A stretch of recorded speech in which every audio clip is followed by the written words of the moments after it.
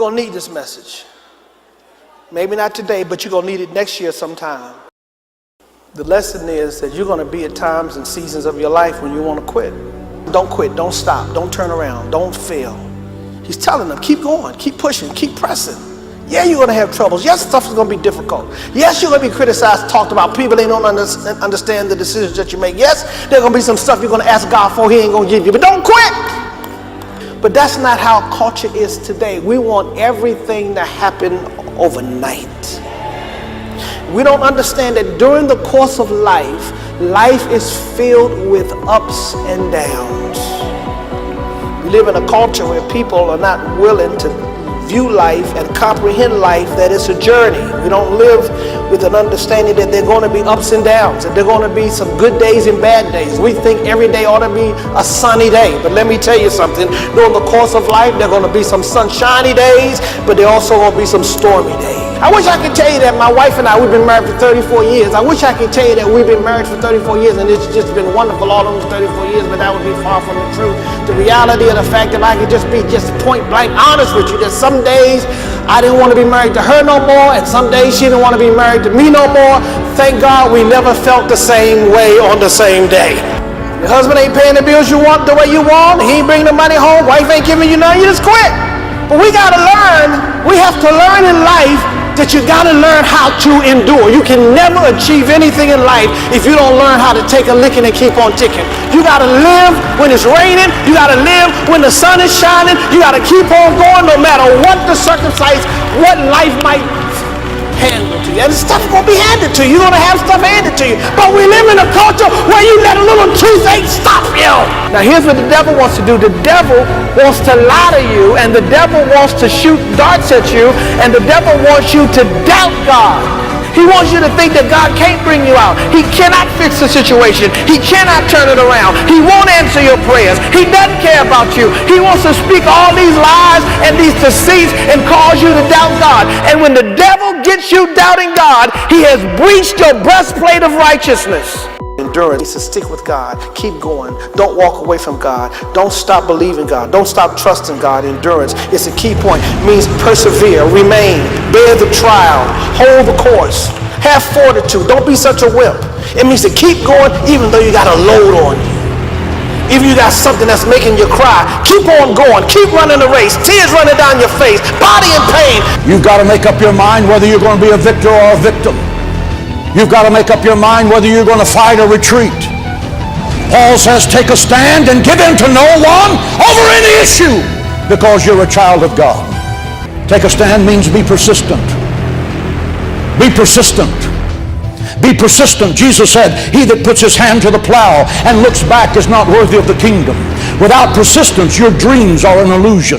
Your plans are a hoax. Your hopes are a pipe dream. Persistence is Job attending the funeral of 10 of his children. Think of that. Attending the funeral of one child is enough to break your mind. But going to the funeral of 10 of your children, then losing your wealth in one day, and losing your health in one day, and then listening to your wife, who has a tongue sharp enough to trim a hedge, come up and say, curse God and die. Job said, though God slay me, I will come forth as pure gold. I will not quit. I will not bend. I will not bow. I will not burn. I will persist. I am able to endure this because God is with me. We're hard pressed on every side, but we're not crushed. We're perplexed, but we're not in despair. We've been persecuted, but we've not been forgotten. We've been struck down, but we're not knocked out. Wow. The Hagee translation reads it this way: hell has thrown the kitchen sink at me, and I'm still on my feet. I'm fighting the good fight. I'm still enduring. I'm still standing. I will not bend, bow, or burn. Through Christ, you're looking at the winner. The night before his head was chopped off, this prophet of persistence put his pen to the parchment, and in the dim light of his prison cell he wrote, I have fought a good fight, I have finished the course, henceforth there is laid up for me a crown of righteousness, and not to me only, but to all of those at Cornerstone, all of those in America, all of those in Europe, all of those in Canada, all of those in third world countries who are listening to this telecast, that God has a reward laid up for you, that the half of which has not entered into your mind. If you will endure to the end, it's yours. So I ask the thousands of you who are here and the millions of you who are listening around the world, have you been knocked down? I have a word from heaven today. Get up! Have you been knocked down by a bitter divorce? Get up! Have you been knocked down by the betrayal of a dear friend? Get up! Have you been knocked down by the death of someone that you love dearly? Get up! Have you been knocked down by fighting a deadly disease? Get up! Have you been knocked down by a financial crisis? Get up! Have you been knocked down by a business reversal that you couldn't stop? Get up! Have you been knocked down by a sudden tragedy that struck your family out of the blue like lightning out of heaven? The message from heaven is, get up, get up, give up, get up, never give up. Dust yourself off and get back in the race. Falling down does not make you a failure. Staying down makes you a failure. Fight back. You're a child of God. The royal blood of heaven is flowing in your veins. God does not sponsor flops, and he does not manufacture junk.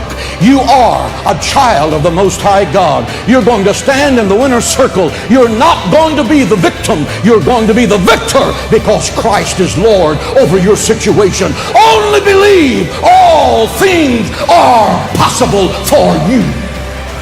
So the question is, because I feel tension in the room, how do I make it through my race? How do I endure what I'm enduring? How do I make it through these tough seasons in life? How do I survive a marriage that doesn't seem like it's going anywhere? How do I win when it looks like I'm losing? How do I go up when it feels like I'm going down? How do I face every day when the yesterday feels so horrible? How can I get up and face tomorrow? I'm glad you asked the question, because this writer has an answer for you.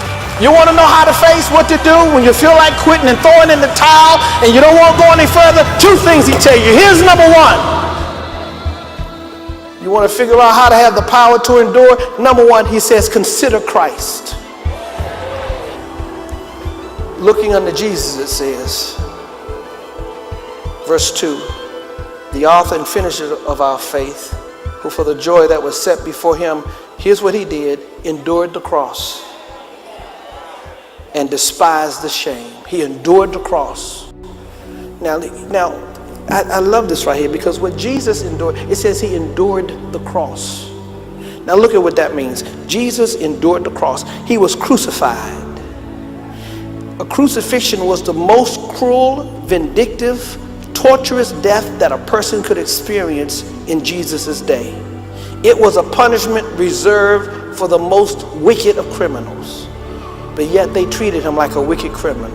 He was arrested at night, kept awake all night long, a makeshift trial held in the middle of the night. He was spit upon, had his beard plucked from his face, a crown of thorns pressed on his head. He was beaten with a whip that had metal fragments and pieces of bone tied into the straps.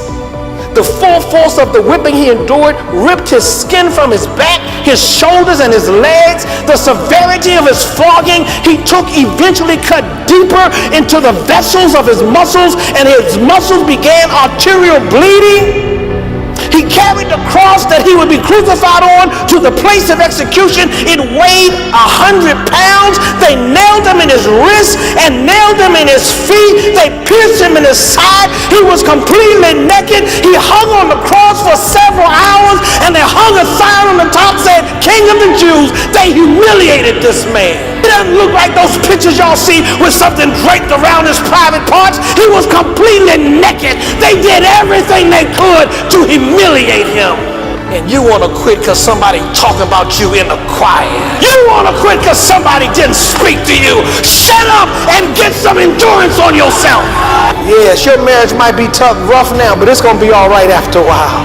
Your children might be giving you hell, but they're going to be all right after a while. Your money might be tight now, but it's going to be all right after a while.